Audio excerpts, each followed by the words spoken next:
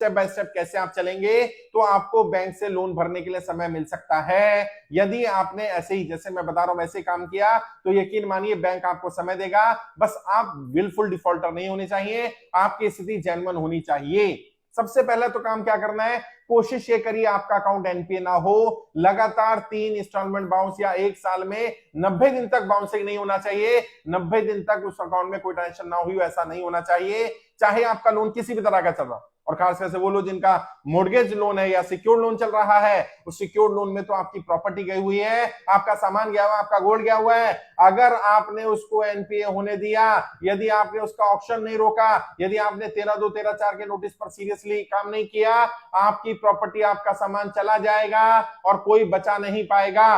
बेहतर यह होगा वो स्टेज ना आए, उससे पहले देखिए क्या क्या किया जा सकता है। सबसे पहले तो अचानक तो ऐसा नहीं होगा कि आप 3 महीने तक पैसा नहीं भरेंगे। मान लीजिए आपकी नौकरी छूट गई है, आपका व्यापार बंद हो गया, नोटबंदी के कारण हुआ, जीएसटी, लॉकडाउन या कोई हादसा हो गया, आप अगले महीने किस्त नहीं भर पाएंगे। ये आपको 1 महीना पहले, 2 महीना पहले पता चल जाता है। नौकरी छूट जाती तो ऐसा नहीं है कि आज अचानक गए और नौकरी से निकाल दिया गया। ऐसा रेयर और रेयर केस में होता है। जनरली आपको टर्मिनेशन का समय दिया जाता है, आपको निकाला जाता है, उसमें भी समय दिया जाता है, नोटिस पीरियड होता है। आपको मालूम है आप किस्त नहीं भर पाएंगे तो आप क्यों इंतजार कर रहे हैं कि आपका अकाउंट एनपीए हो? आप क्यों इंतजार कर रहे हैं बैंक वाला आपको रिकवरी के लिए कॉल करे? इससे पहले कि आपको पता है 2 महीने बाद आप किस्त नहीं भर पाएंगे, आप जाकर बैंक से बात करिए और अपनी स्थिति के बारे में बताइए। और कैसे बताइए? लिख करके बताइए, रिटर्न में दीजिए। जब बैंक ने आपको लोन दिया था, आपका सिविल चेक किया था, आपकी नौकरी के, आपके व्यापार के आधार पर, आपकी इनकम टैक्स रिटर्न के आधार पर आपको लोन मिला है ना, डॉक्यूमेंट्स लगाए होंगे, साइन किया होगा।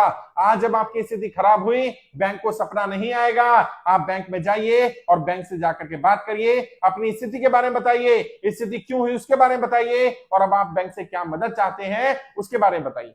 बैंक से अगर आपको लग रहा है ईएमआई का अमाउंट कम कर दिया जाए तो उसकी रिक्वेस्ट करिए। अगर आपको लग रहा है आपका ड्यूरेशन बढ़ा दिया जाए उसकी रिक्वेस्ट करिए। अगर आपको लीन पीरियड मिल जाए, आपको मोरेटोरियम मिल जाए, आपको कुछ ऐसा समय मिल जाए जिसमें सिर्फ इंटरेस्ट पे करना हो, आपको अपना प्रिंसिपल अमाउंट पे नहीं करना हो, भले ही थोड़ा आपका ड्यूरेशन बढ़ जाए लेकिन आपको तुरंत राहत मिल जाए, आपकी प्रॉपर्टी मोर्टगेज जो है वो कब्जा ना की जाए, या आपको डिफॉल्टर ना माना जाए, आपका अकाउंट एनपीए ना हो, बैंक से बात करिए। क्या पार्ट पेमेंट देकर के काम चल सकता है?